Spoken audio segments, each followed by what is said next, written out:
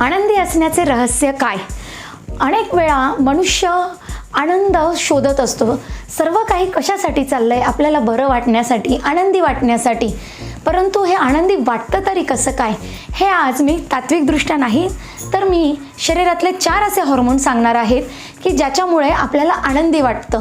हे कसे वाढवायचे, याच्यासाठी काय करायचं, आहारात काय असायला हवं आणि अर्थात काय टाळायला हवं. नमस्कार, मी आहे वैद्य मेघा अत्रे. तुम्हाला जर हा व्हिडिओ आवडला तर नक्की लाईक, शेअर, सबस्क्राईब करा. ही माहिती तुमच्या मित्रमंडळी आणि नातेवाईकांमध्ये जाऊ द्या, जेणेकरून आपण छोट्या छोट्या गोष्टींमध्ये लक्ष देऊ शकू आणि आपण अधिकाधिक आनंदी राहू शकू. तर पहिलं आहे डोपॅमाइन. डोपामाइन नावाचा हॉर्मोन म्हणजे एका पद्धतीचा केमिकल संप्रेरक हे आपल्या मेंदूमध्येच बनतात. आता याला हॅपी हॉर्मोन म्हणजे आनंदी ठेवणारं संप्रेरक असं देखील म्हटलं जातं. 19व्या शतकामध्ये याचा शास्त्रज्ञांनी शोध लावला. अनेक प्रकारचे आहार ज्यांच्यामध्ये विशेष करून प्रोटीन्स असतात, जसं अंडी आहे, दूध आहे, डाळी आहे, याच्यामुळे डोपॅमाइन बनतं. याशिवाय हॉर्मोनला आनंदाचा हॉर्मोन म्हटलं जातं. दुसरं हॉर्मोन आहे सेरोटॉनिन. सेरोटॉनिनला फील गुड म्हणजे मला छान वाटतंय, मला सुरक्षित वाटतं आहे, या प्रकारचं हॉर्मोन म्हटलं जातं. तिसरं आहे एंडॉर्फिन. एंडॉर्फिनमध्ये अजून बारीक बघायला गेलं तर 20 प्रकारचे छोटे छोटे वेगवेगळे एंडॉर्फिन नावाचे हॉर्मोन आहेत. हे देखील शरीराला आनंदी आणि नैसर्गिकरित्या सुरक्षित ठेवण्याचं काम करतात. आणि चौथं आहे ऑक्सिटोसिन. ऑक्सिटोसिन हॉर्मोन बऱ्याच जणांनी ऐकलेलं असेल. हे बाळ जन्माला आल्यानंतर आईला अगदी सहज आणि मोठ्या प्रमाणात शरीरात बनतं, जेणेकरून बाळाबद्दल प्रेम निर्माण होऊन आईला व्यवस्थित दुधाचा स्त्राव व्हायला लागतो. आता हे 4 हॉर्मोन हे कशा पद्धतीने बनतात त्याला लक्षात ठेवण्याचा एक छोटा फॉर्म्युला आहे. S2C2M2N आणि E. आता एस मधला पहिला काय एस आहे तो म्हणजे सेक्स. हे अर्थात मोठ्या व्यक्तींसाठी. जर वेळच्या वेळी नैसर्गिक शारीरिक संबंध येत असतील तर त्याने देखील हे सगळे हॉर्मोन निर्माण होतात आणि आनंदी वाटायला लागतं. याशिवाय आयुर्वेद सांगतो उन्हाळ्यात महिन्यातून एकदा, हिवाळ्यात दर आठवड्याला एकदा आणि पावसाळ्यात दर 15 दिवसांनी नैसर्गिक शारीरिक संबंध स्वस्थ व्यक्ती ठेवू शकतो. याच्यापेक्षा जास्तच शारीरिक संबंध किंवा मास्टरबेशनने शरीराची शक्ती कमजोर होते आणि आनंदी वाटणं देखील कमी होतं. आयुर्वेद असंही सांगतं की 7 धातूंपासून ओज बनतं आणि हे ओज हे तुमच्या शरीरातलं तेज, प्रभा निर्माण करतं, ज्यामुळे तुम्हाला आनंदी वाटायला लागतं. दुसरं आहे एस फॉर स्लीप, ज्याची झोप विशेष करून नाईट स्लीप. रात्री जर समजा तुम्ही शारीरिकरित्या खूप जास्त थकत असाल तर 7 तास आणि त्या मानाने थकत नसाल किंवा दिवसा अर्धा तास झोप होत असेल तर कमीत कमी 6 तास ज्याची शांत झोप होते तो देखील दिवसभर आनंदी राहू शकतो. दुसरं आहे C2 म्हणजे काय बरं? तर कडलिंग म्हणजे जसं आपण मुन्नाभाईमध्ये बघितलं जादू की झप्पी. तर लहान मुलांना का तुम्ही मिठी मारायचं विसरून जातात. जेव्हा तुम्ही लहान मुलांना मिठी मारतात तेव्हा ते शांत होतात, बऱ्याचदा खरं बोलायला लागतात किंवा त्यांचा आलेला स्ट्रेस आपल्याशी शेअर करायला लागतात.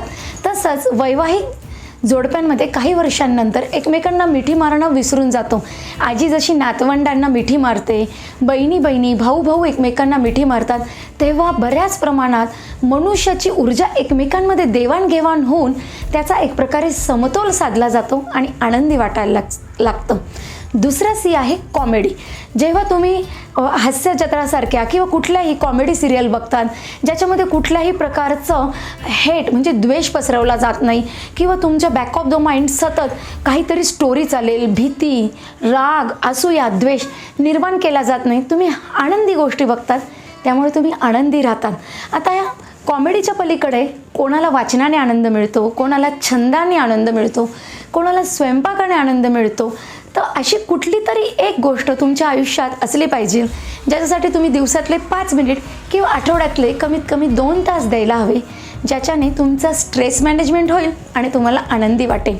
दुसरं M सगळ्यात महत्त्वाचं म्युझिक. आता जे लोकांना अतिशय बिझी शेड्यूल आहे, वेळ नाही आहे, कशालाच वेळ नाही, त्यांनी येता जाता जरी जुने गाणे ऐकले, पॉप म्युझिक नाही, शांत संगीत आवडलं, मग कुठल्याही स्वरूपातलं असू द्या पण आवडणारं जर ऐकलं तर त्यांचा स्ट्रेस लेवल कमी होतो आणि आनंदाचे जे हॉर्मोन आहे ते वाढायला लागतात। आणि दुसरा एम, ज्याच्या मागे जी भारतातनं निर्माण झालेलं आणि आता जगभर स्वीकारलेलं आहे, बरोबर ओळखलं तुम्ही, एम फॉर मेडिटेशन। अगदी तुम्ही योग्यांसारखं ध्यान करावं अपेक्षा नाही, पण तुम्ही सकाळचे 10 मिनिट शांततेत अगदी निर्विचार अवस्थेचा पोहोचण्याचा प्रयत्न केला, छोटंसं प्लॅनिंग केलं किंवा रात्री तुम्ही थोडं तरी मेडिटेशन केलं, तर खूप मोठ्या प्रमाणामध्ये स्ट्रेस मॅनेजमेंट होते। आनंदाचे हे 4 हॉर्मोन निर्माण होऊ शकतात। पुढचं आहे एन। एन म्हणजे नेचर आउटडोरिंग, निसर्गात जा।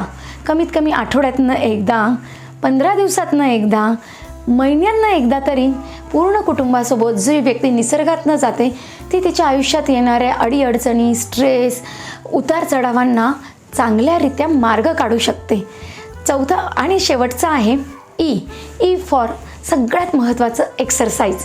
तुम्हाला शरीरानुसार, प्रकृतीनुसार, ऋतूनुसार, वयानुसार एक्सरसाइज केलीच पाहिजे। फक्त आता ती शास्त्रशुद्ध कशी करावी, किती प्रमाणात करावी, याचा मात्र सल्ला तुम्ही तुमच्या डॉक्टरांकडनं घ्या। एक्सरसाइजवर खूप सारे व्हिडिओ अवेलेबल आहे, मी त्याच्या डिटेल्समध्ये जाणार नाही।